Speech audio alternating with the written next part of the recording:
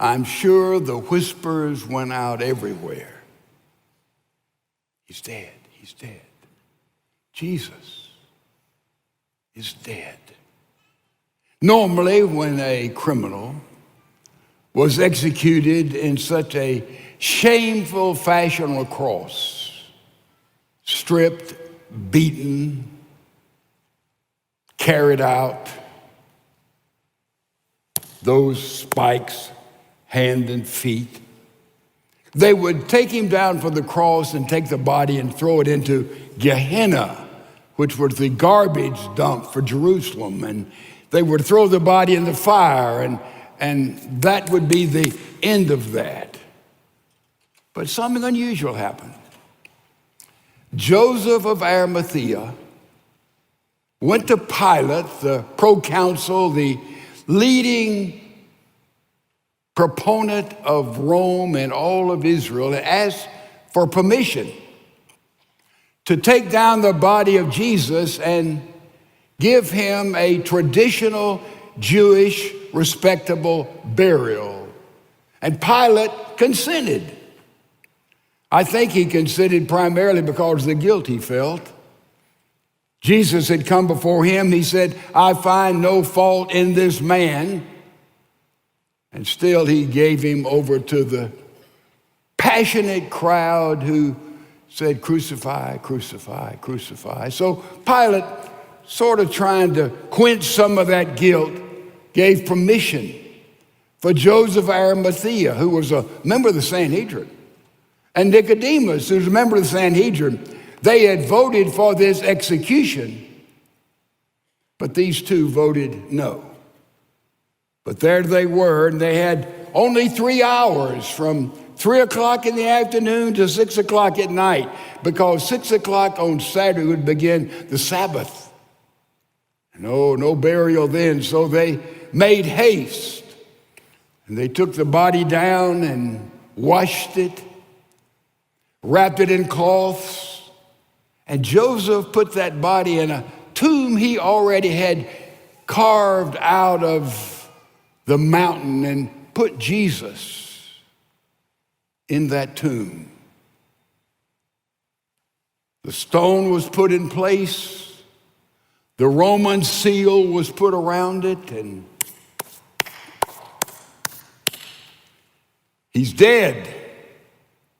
Stone cold, absolutely dead, finished, the end. Finished, dead. And this one person whose heart seemed to beat more than any other person who'd ever lived with the very heart of God, that heartbeat stopped. The battle between life and death, which has gone on since the beginning of time, it was an intense battle, and if anyone seemed to have a way to defeat death, it would be this Jesus. But once again, as always, death had won the war. And all the words that Jesus said, all the I ams, I am, I am, I am, I am. I'm the bread of life. Oh no, the bread has molded. I am the light of the world. No, the light has gone out. I am the way. Doesn't seem like the way to me. The truth? No, not the truth. And the life? No, death, like everybody else. And all the I ams became the I was.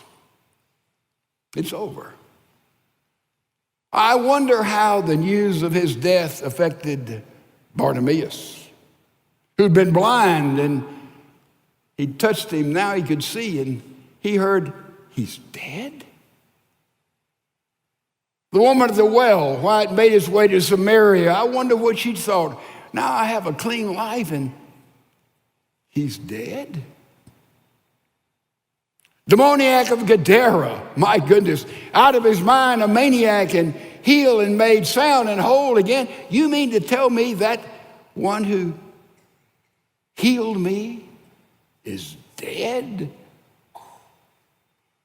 And so the news went all around, even but got to Lazarus, not far out of Jerusalem. And Lazarus, his buddy, his pal, who was the head of his second home on this earth, he said, why, I was dead 4 days and he brought me back to life. You mean to tell me that he is dead? Final touch there.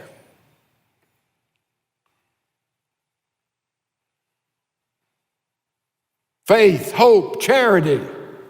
Faith, disbelief. Hope, despondency. Love, charity. No, hatred had won. It's over. The decision had been made. But you can imagine the darkness of that Friday night, the silent Saturday that was there. And then you move into Sunday and despair, except early in the morning, there was a stirring and the rock was rolled away. And suddenly, the living Lord and Savior Jesus Christ is alive. Christ is risen. Christ is risen.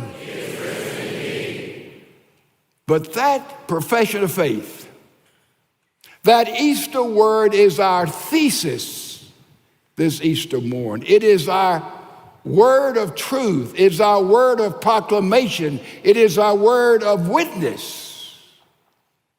But a lot of people are stuck right there as far as Christianity is concerned, because they say, I can buy into, his wonderful birth, Bethlehem, his magnificent teachings, his miracles, and certainly the Sermon on the Mount, those great profound words, and his triumphal entry, the first of Holy Week, and all that transpired, the cleansing of the temple to get all the chicanery folks who, under the name of religion, were conning. I buy all that. Even the crucifixion, as dark as it was, I see that. But we come to the resurrection. Oh, wait a minute. I get stuck there. I've got a barrier there. I trust some people who are stuck on the fact of the bodily resurrection of Jesus. This Easter, very simply and plainly, I hope that God will speak to your heart and my heart and all of our hearts here, and some will get unstuck. Begin to see the validity and the irrefutable truth of this moment in history. This is the foundation of biblical truth. Now, we got to ask the question that Paul was answering here in this chapter. Is it true? Is it true? Or was the resurrection some kind of myth, hoped for, legend, a spin, an hallucination? It was just a sort of a spiritual, mystical thing. Is it absolutely, positively, historically true that God raised Jesus, his son, who was dead, stone cold dead, and brought him into a resurrected life? Is that historically true? And we sing, he lives. We say, well, he lives in my heart. That's fine. A lot of people came to Christ with a rush of emotion. But this Easter, I want all of us to have not only a rush of emotion, but a rush of reason. A rush of reason. So how do you prove history? Give you some general observations. First of all, you look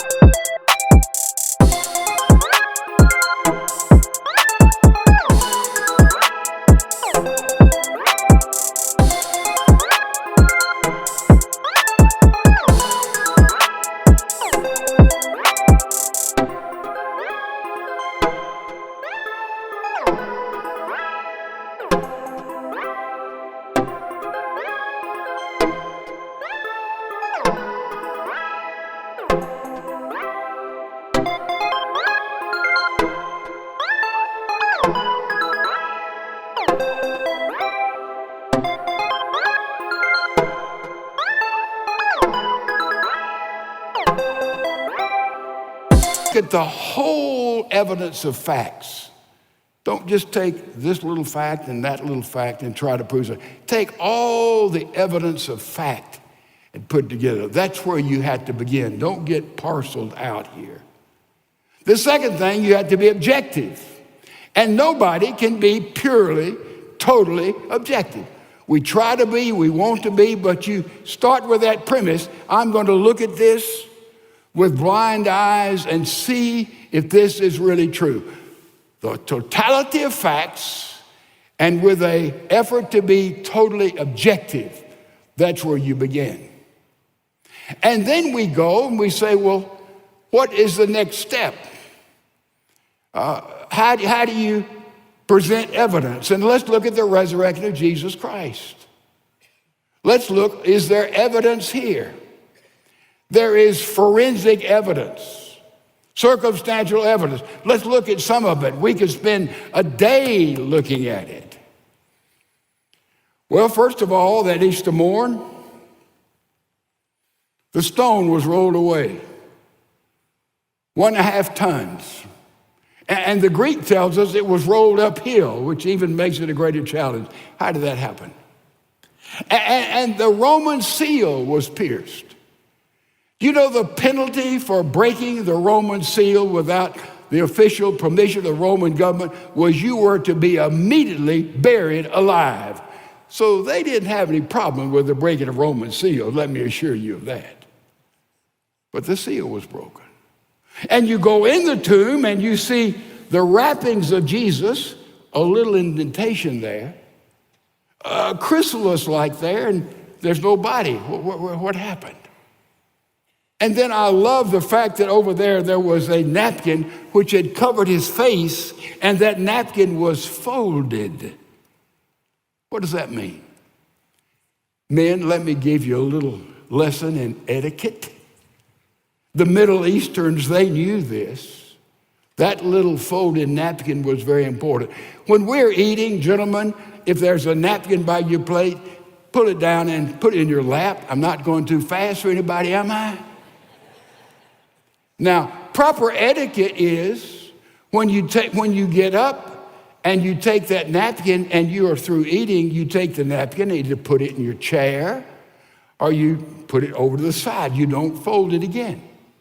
But if you fold the napkin to go and talk to somebody else, that tells anybody that you're going to come back and eat some more. You're going to come back.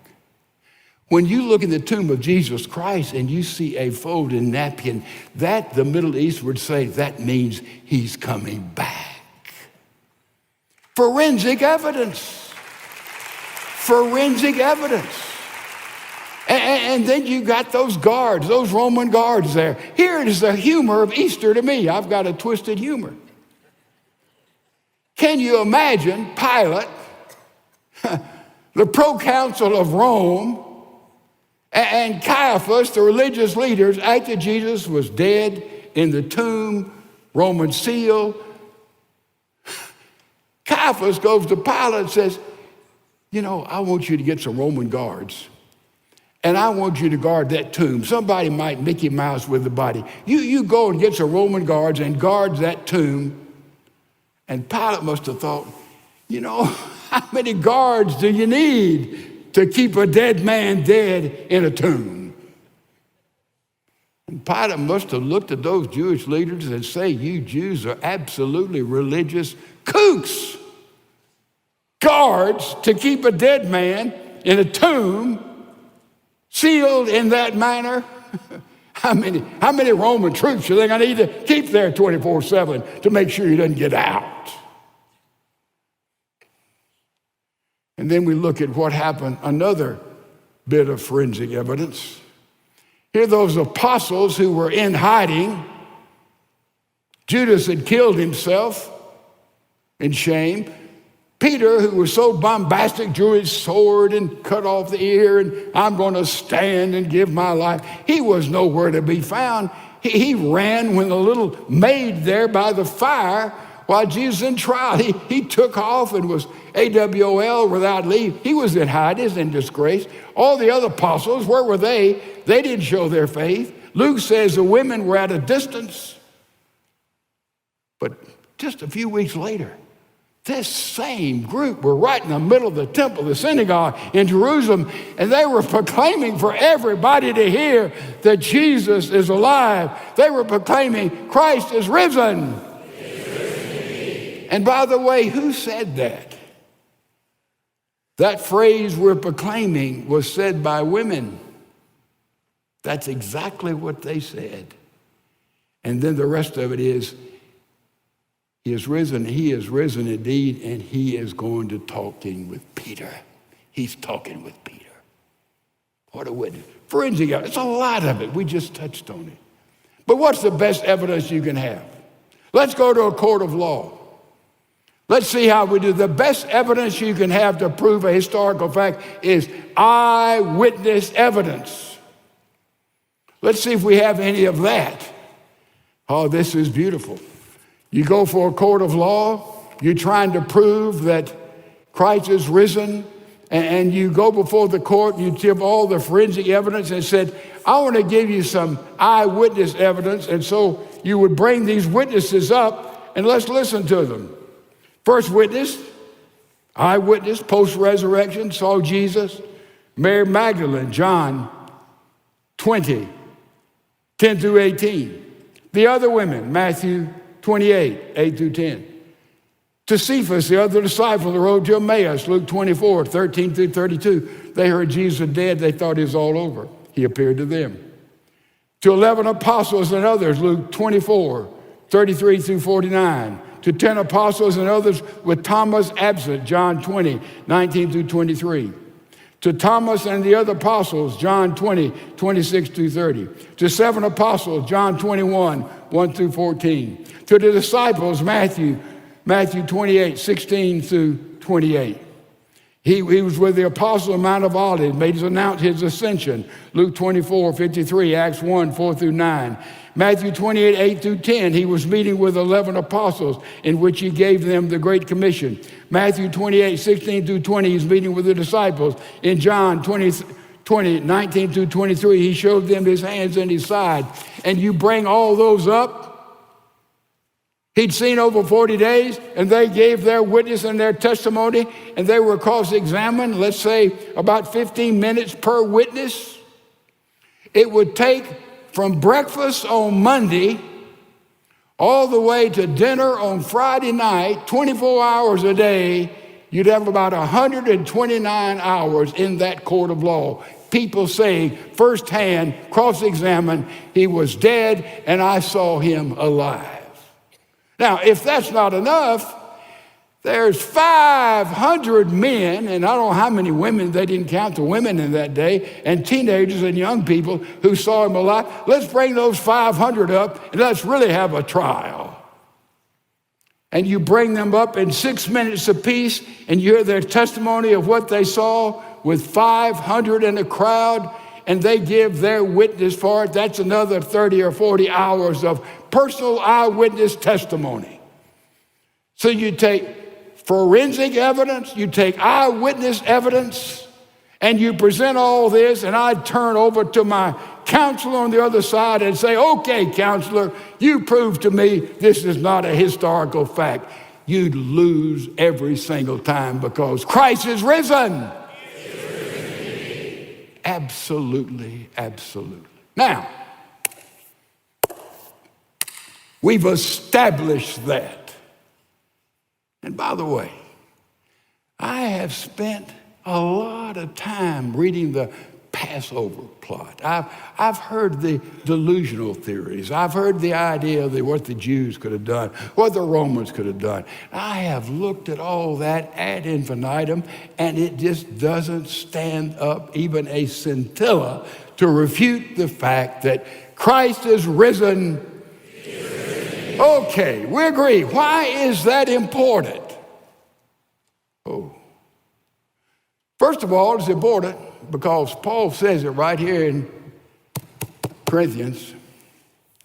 It's the axis upon which all of Christianity revolves. He said, if Jesus was not resurrected from the dead, Everything about Christianity is invalid. You can take the life of Jesus Christ and you can put it down and you can put on top of it fiction. Stamp it fiction, says Paul. Therefore, it is the heart of what we have. If Jesus Christ did not defeat death, Christianity is invalid, says the Bible. And we have seen tremendous evidence, overwhelming evidence that gives us complete assurance. But it's not only important because it's the very foundation of Christianity, but it's important to all of us, to everybody.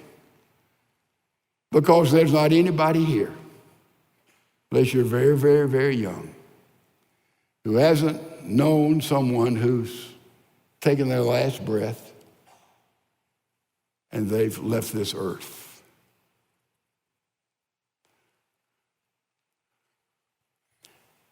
My dad left this earth. My mother left this earth. My younger brother suddenly died, left this earth. Jo Beth, high school sweetheart, married 58 years, had 3 sons, 11 grandchildren, left this earth. My granddaughter, Lee Beth, only 34, suddenly, without warning, left this earth. But the thing that hurts most in my life, all of those, especially I think of Jo Beth. I mean, goodness. And if the Lord personally visited me and I would ask him what a lot of us would ask, we'd say, why? You know, we'd say, why? And I think the Lord would answer very, very gently and say, Edwin, did I raise my son from the dead? I'd say, Lord, yeah, I know that. That's absolute historical fact. I've looked at it. I'm confident. I don't have a scintilla of doubt. Yes. But Lord, I want to ask, Edwin, did I raise my son from the dead? Yes. And then he could add it, he said, if I live, Jesus, then you too shall live. To be absent from the body is to be present with the Lord, this resurrected body. I know, Lord, but what about my granddaughter? I mean, listen, Edwin, did I raise my son from the dead? Yeah. I got it, Lord. And the resurrection of Jesus Christ is the answer to this dark moment of life, because we know on the other side there is glory and glory and glory and a fullness of life in that resurrection body that is out of this world.